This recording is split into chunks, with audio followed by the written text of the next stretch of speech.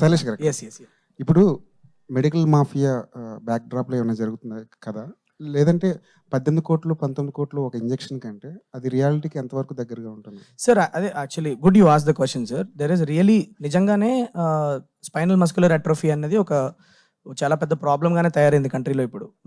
Thousands of kids, కొన్ని వేలల్లో పిల్లలకి డయాగ్నోసిస్ ఇప్పుడు డాక్టర్స్ కూడా తెలుసుకుంటున్నారు ఈ ప్రాబ్లం అని. ఇంతకుముందు గతంలో ఏంటంటే అసలు ఏం జరుగుతుందో తెలియకుండా చనిపోయేవాళ్ళు. ఇప్పుడు డయాగ్నోసిస్ ప్రాపర్గా జరుగుతుంది. దీనికి ఏంటంటే ఒక జీన్ ట్రీట్మెంట్ ఇస్తారు. ఒక వాళ్ళ పిల్లలు పుట్టడమే బాడీలో ఒక జీన్ లేకుండా పుడతారు. దానివల్ల ఏమవుతుందంటే ప్రోగ్రెసివ్గా ఒక్కొక్క ఆర్గన్ ఫెయిల్ అయ్యి చనిపోతూ ఉంటారు అనమాట. సో వాళ్ళకి ఈ జీన్ కనుక రీప్లేస్మెంట్ ఇస్తే అట్ యంగర్ ఏజ్, ఒక 6-7 years ముందే కనుక వాళ్ళకి ఈ జీన్ రీప్లేస్మెంట్ ఇస్తే మ్యాజికలీ they will recover and they will have a long life. అంటే ఈ ఇంజెక్షన్ని ఒక $2 million, అంటే మన ఇండియన్ కరెన్సీలో 17 crores. అది ఎందుకు అంత ప్రైజ్ అయింది, అది ఎంతమంది అఫోర్డ్ చేయగలుగుతారు అన్న దానికి సంబంధం లేకుండా ఆ ఇంజెక్షన్కి ఒక కాస్ట్ అయితే ఫిక్స్ చేసి పెట్టారు. సో వేలల్లో ఎవరో లక్కీగా కొంతమంది చారిటీ చేసో లేకపోతే సోషల్ మీడియాలో కొన్ని మీరు కూడా చూస్తూ ఉంటారు. ఇప్పుడు ఈ మధ్య సోషల్ మీడియాలో క్యాంపెయిన్స్ వస్తూ ఉంటాయి, ఇట్లా 17 కోట్ల ఇంజెక్షన్ గురించి మేము ఇట్లా క్రౌడ్ ఫండింగ్ చేస్తున్నాం అని చెప్పి. అవన్నీ ఇంజెక్షన్ గురించే. So this is the gene treatment that is really there. ఇది నిజంగానే జరుగుతున్న ప్రాబ్లం ఇది ఇప్పుడు కంట్రీలో.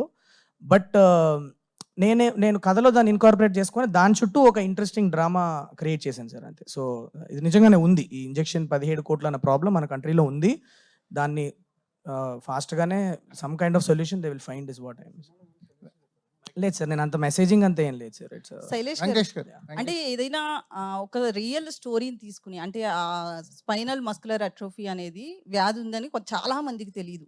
సో మీరు ఏదైనా కేసు విని కానీ రియల్ కేసుని తీసుకుని దీని చుట్టూ కదలేరా? అంటే నా కోవిడ్ లాక్డౌన్ టైంలో ఒక అబ్బాయి, వితౌట్ నేమింగ్ దెమ్, ఒక అబ్బాయి ఇట్లా క్యాంపెయిన్కి హెల్ప్ కావాలని చెప్పి నా దగ్గరికి వచ్చారు. దట్ వాజ్ వెన్ అప్పటి నుంచి నేను రీసెర్చ్ చేయడం స్టార్ట్ చేశాను.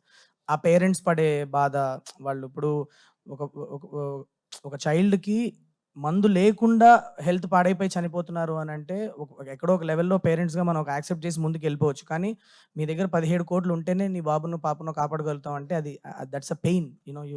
ఆ పెయిన్ని నేను ఒక ఫాదర్ క్యారెక్టర్గా వెంకటేష్ గారికి ఇస్తే మీరందరూ బాగా కనెక్ట్ అయ్యి స్టోరీ చూస్తారు అన్న ఒక ఇంటెన్షన్తో ఆ ప్రాబ్లమ్ని సార్ లైఫ్లో వచ్చినట్లు పెట్టి నేను సినిమా తీశాను.